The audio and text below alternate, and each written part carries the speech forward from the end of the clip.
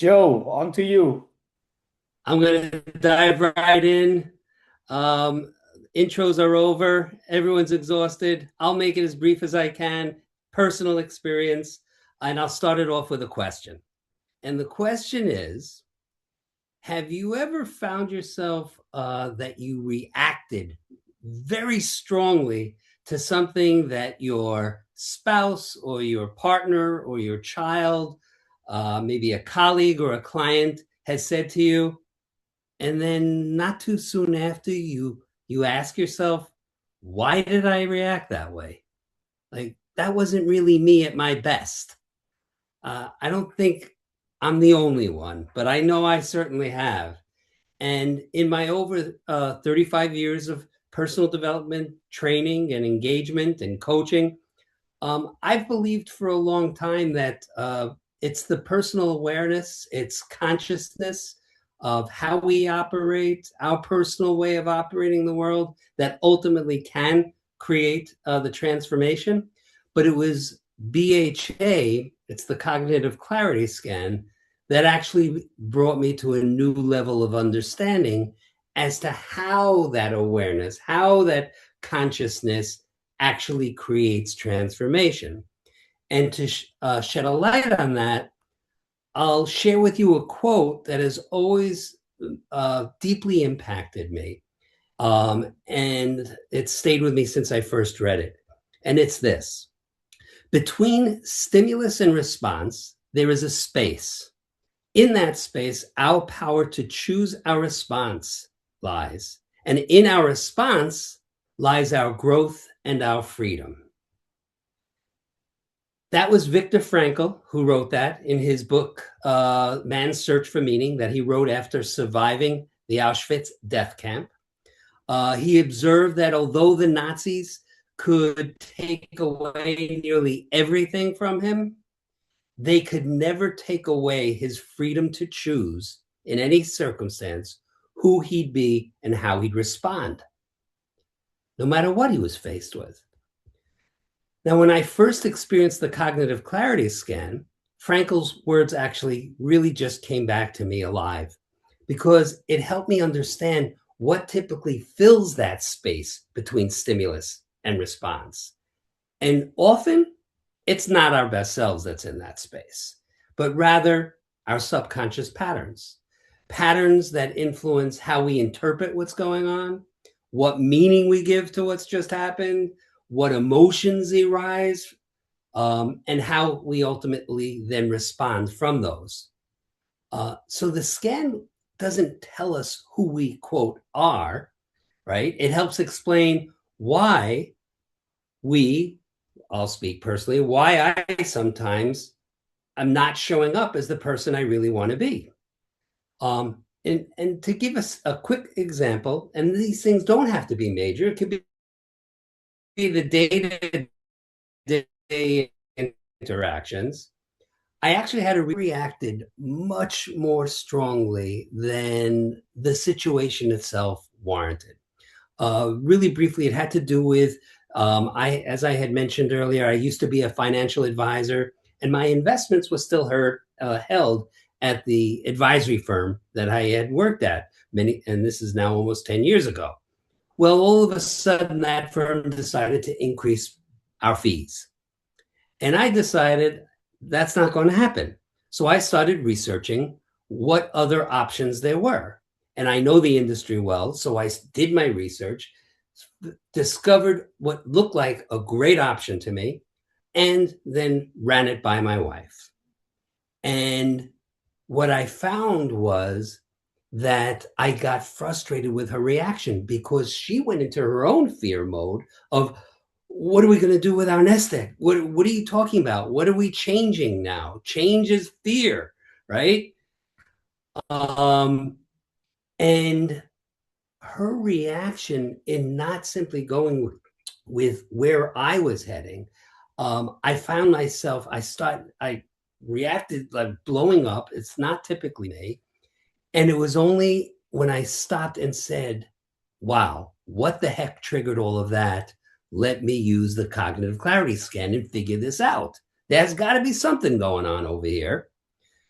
And what I identified was basically three patterns that were at work.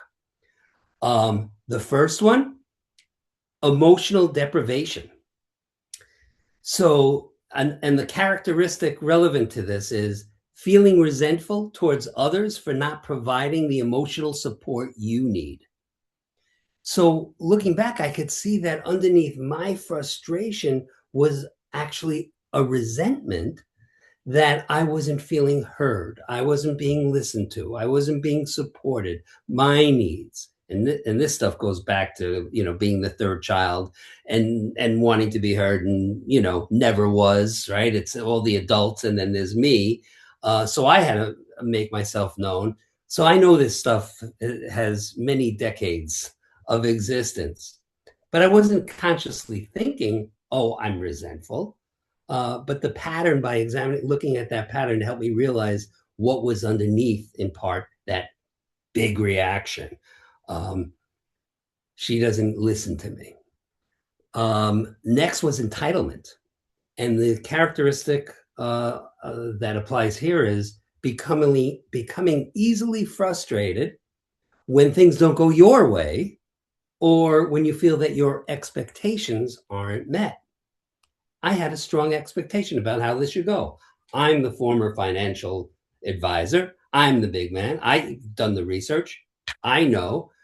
I expected that this would just go, okay. What do you think? I wasn't, again, consciously thinking I deserve to have things go my way, but I could see how attached I was to how I thought things should unfold.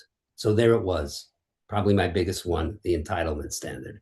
And yes, the one that we've been talking about quite a lot, the unrelenting standards pattern was there too, but the characteristic of it that we haven't talked as much about was expecting others to meet the same high standards, leading to our frustration and leading to conflict when they're not. So I could see that my desire to get this all resolved properly and efficiently and, in the best way possible, contributed to just total impatience and upset with my wife when we weren't approaching it the same way. My expectation was I had the standard and now everyone else should follow. My wife should just agree. So the real value that I see of these patterns is that we can step back. And this isn't, and realize it's not just about what's happening right now. It's that something is being activated within us and taking the time to get that awareness. And it's something I didn't have in the moment, but it gave me a place to go back to and create a new space of connection and closeness and completion with my wife. And it also brings to mind a parable, a Zen parable that maybe some of you have heard. It's about two monks. And these monks have a vow of celibacy. And these two monks are walking along and they go down to the river near the village, and there's a woman standing there. And the older man goes over to the woman, and the monk ends up picking her up and taking her across the river. Hours later, the younger monk turns to the older monk and he says to him, he says, "How could you have touched that woman?" And the older monk looks at him and says, "I put that woman down back at the river hours ago. Why are you still carrying her?" And this parable is teaching us about how many of us are continuing to carry expectations, disappointments, resentments, interpretations colored by our own backgrounds and upbringings, all these subconscious patterns long after the moments that cause those to begin with are gone and past. So applying it, what this work is really about and what has changed for me is certainly my communication in my marriage. Does it mean that it's every day smooth sailing? Of course not. but it gives me an access to, instead of asking, and this is held true in my coaching and in all my conversation, instead of asking who's right, we love to be right. I increasingly ask, what meaning is each person's subconscious patterns actually assigning to this experience? That's what matters. And I'll just start with my own. I'm not going to try to analyze someone else until they give me permission to do so, but I'll look at what's going on for myself. And that question has changed everything. I've seen my clients become more curious, less defensive, more compassionate, because they finally understand what's running the show. So the biggest discovery for me with brain health analytics, and I too have yet to complete my assessment. I hope to do so, trusting to do so in the beginning of September, is that our patterns are not our identity. They're learned adaptations that we to protect us along the way or to push us along the way, which means they can become conscious. Back to, of course, the Young quote about until you make the unconscious conscious, it'll direct your life, and you'll call it fate. So to close, I'll just say that Viktor Frankl taught us freedom exists between stimulus and response. Brain health analytics helps us understand what often limits that freedom. I think you're freezing. Freeze? Okay. Let's see if Joe is still there. I think he froze. Yeah, I lost connection. See if he's coming back. No, I don't see him coming back yet. We'll wait a little bit. Well, thank you, Joe, on sharing this story of creating the gap between what happens and our reaction to it is something also